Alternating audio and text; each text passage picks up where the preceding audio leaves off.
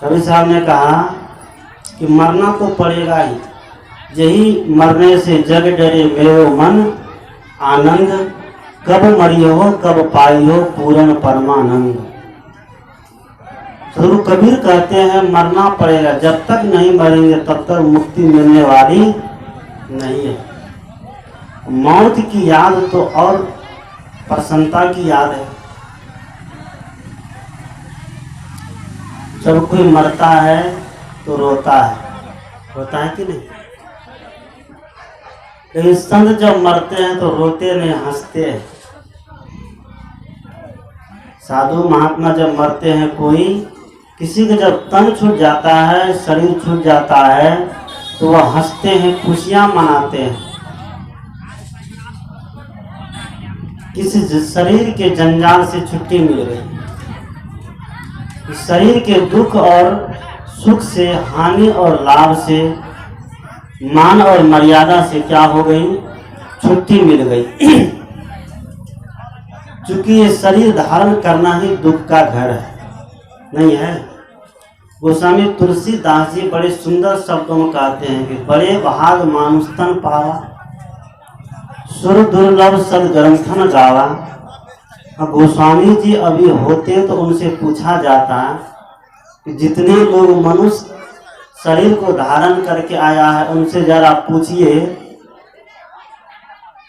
उनका कौन सा बड़ा भाग है कि मनुष्य शरीर लेकर आया है, बड़ा दुख और बड़ा पीड़ा में जीवन बीत रहा है। बीतता है कि नहीं? शरीर धारण करता है और बचपन से लेकर के, शिशु अवस्था से लेकर के जब तक वो शमशान घाट में जाकर के पेटकुनियां नहीं दे दे, तब तक वो दुख ही दुख झेलता है।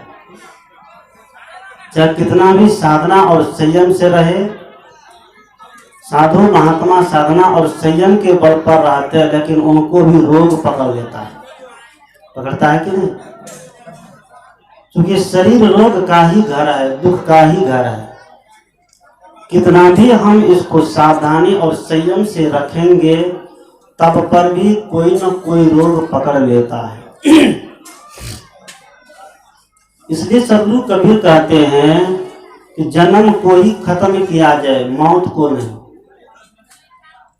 अगर जन्म को खत्म कर देंगे तो जन्म मिलेगा नहीं, तो मरने की कोई बात नहीं उठती है। क्या उठेगी? जन्म कैसे खत्म होगा? सब लोग मनुष्य शरीर धारण करने के लिए तैयार है कि नहीं? दूसरा तन में जाने के लिए कोई नहीं चाहता है। सब यही भजन और भक्ति करता है, प्रार्थना करता है, भगवान का सुमिरन करता है कि मानव का तन मिले। सदगुरु कहते हैं कि मानव का तन मिलेगा तो मानव के तन में भी दुख है, मनुष्य के शरीर में भी पीड़ा है, मनुष्य के शरीर में भी उलझन है। इसलिए संत महात्मा और विवेकी पारखी संतों का संग करके भरम और पाखंड से ऊपर उठ करके इस मनुष्य शरीर को भी समाप्त करने का काम किया जाए। जहाँ पर कोई दुख नहीं है, जहाँ पर कोई पीड़ा नहीं है, वहाँ की यात्रा शुरू की जाए। क्या हो पाएगा हम लोगों से? बहुत कठिन है। उस यात्रा पर जाना, उस राह पर जाना बहुत ही कठिन जान पड़ता है। इसलिए भगवान कृष्ण कहते हैं कि जातस ही ध्रुवम मृत्यु। जिसका जन्म हुआ है, जो शरीर धारण करके आया है, उनको मरना निश्चित है, ये ध्रुव सत्य है। और जो मर गया है, उनको जन्म लेना भी निश्चित है। हमारे भोलानंद बाबू को पंडित लोग मिल करके स्वर्ग भेज दिए। अब कौन सा स्वर्ग में भेजे, अब तो उन्हीं से पता, वही देखता होगा। हम लोगों की तो उतनी पहुंच नहीं है। उतनी पहुंच इसलिए नहीं कि हम लोग उतने बड़े बेईमान नहीं हैं। हंसिए मत। हम लोग उतने बड़े बेईमान नहीं है कि किसी का बाप मर जाए, किसी का माँ मर जाए तो उनको हम डायरेक्ट स्वर्ग में भेज दें। व्यक्ति को जीते जी स्वर्गीय जैसा काम करना पड़ता है। और आज हमारे समाज की स्थिति इतनी विकृत हो गई है कि समाज को सुधार पाना अब बहुत टेढ़ी खीर है।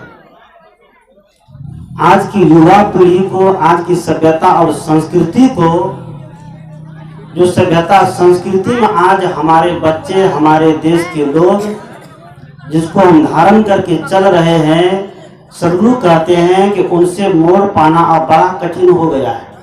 क्योंकि जब से हम जन्म लेते हैं तब से हम उन्हीं संस्कारों में जीते हैं, उन्हीं संस्कारों को धारण करते हैं। उसी भ्रम और पाखंडों के बीच में हम उठते और बैठते हैं,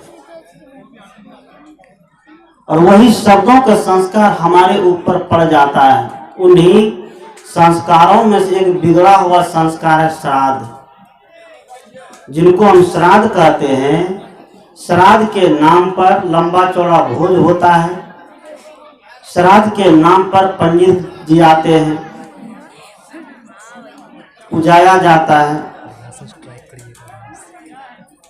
पिंडदान का काम किया जाता है। सदगुरु कबीर कहते हैं कि थोड़ा विचार करते हुए चलो, क्योंकि कबीर विचार मंच जो है मनुष्य की खोपड़ी को हिलाते हैं। कबीर विचार मंच जो है केवल मूड़ी हिलाने के लिए नहीं है कि बाबा जो भी कह रहे बस मूड़ी हिलाते जाइए, भात में हाँ, दाल में हाँ, सब्जी और तरकारी में हाँ, सब कुछ में ऐसा नहीं होता है। क्योंकि सदगुरु कबीर विचार मंच प्रत्येक व्यक्ति को जगाते हैं, और आज सदगुरु कबीर का सच्चा विजय है। आज प्रत्येक वर्ग उस रास्ते पर आने के लिए तैयार हो गया है। बहुत ऐसे पंडित जी, विद्वान, उनके बच्चे, हम लोगों से मुलाकात होती है, भेंट होती है। ऐसे पंडित लोगों का कहना है कि बाबा हम लोग जो करा रहे हैं ये सब बच्चे का खेल है। बच्चा जैसे नहीं खेलता है, छोटा बच्चा खेलता है बालू के पास जाकर, अपने पैर के ऊपर वो बालू को जमा करता है, पीट पीट करके घर बनाता है। घर जब बनाता है तो पैर को धीरे से खींच लेता है और बीच में खोदर हो जाता है। उस खोदर को बच्चा लोग हाथ ढुका करके बढ़िया से और साफ सफाई कर देता है, और आपस में ही भाई बहन है, उसको पता नहीं कि शादी विवाह कैसे होनी चाहिए। बहन को साड़ी पहना देता है, अपना धोती पहन लेता है, बालू का ही लड्डू मिठाई पेड़ा बना लेता है, और उसी को दो चार बच्चे को मिला के खिला देता है, उसी को बाराती मान लेता है। और जब जाने लगता है तो सबको उजाड़ पुजाड़ देता है। उनका कहना है कि सब बेकार है, खेलने के लिए। सदगुरु कबीर कहते हैं आज दुनिया में प्रत्येक व्यक्ति खेल रहे हैं। हमारे बाल पक गए, हमारे दाढ़ी पक गए, लेकिन हम भी उसी बच्चा की तरह घरौंदा बनाते हैं और उजाड़ देते हैं। वही होता है। हम लोग पिंडदान के नाम पर चावल को कूटते हैं, कूटे होंगे, और चावल को कूट कूट करके रोते भी हैं, और उस पिंड उसको बना करके ले जाते हैं। और 16 प्रकार का, कितना प्रकार का तो आप लोग जानते होंगे, उसका पिंड बना करके दिया जाता है। सदगुरु कबीर विचार मंच कहता है कि पिंड कहते हैं इस शरीर को। किसको? इस शरीर को पिंड कहा गया है। कमर के नीचे एक अलग भाग है और कमर के ऊपर अलग भाग है। इस शरीर के दो भाग है, पिंड और ब्रह्मांड। जो व्यक्ति मान्यताओं में उलझा हुआ है, जो व्यक्ति भ्रम और पाखंड में उलझा हुआ है, जो व्यक्ति वासनाओं में बंधा और उलझा हुआ है, सदगुरु कहते हैं कि वह अभी पिंड में उलझा हुआ है। शरीर पिंड है, और जो इस शरीर के बंधन को काट करके, जो अपनी वासनाओं को खत्म करके आत्म देश में पहुंच जाता है, ज्ञान भाव में पहुंच जाता है, सदगुरु कहते हैं वह ब्रह्मांड में पहुंच जाता है। पिंडदान करने का असली अर्थ है, सटीक सपाट अर्थ है कि जीते जी प्रत्येक माँ, बेटा और बेटी माता पिता की सेवा में इस शरीर को समर्पित कर दे। यही क्या है? असली पिंडदान है। क्योंकि शरीर को दान करना सेवा में, और शरीर को दान करते हैं सेवा में, तो माता पिता को असली पिंडदान होता है। मरने के बाद आज हमारे भोलानंद बाबू चले गए, उनके नाम पर न तो ये सत्संग काम करेगा।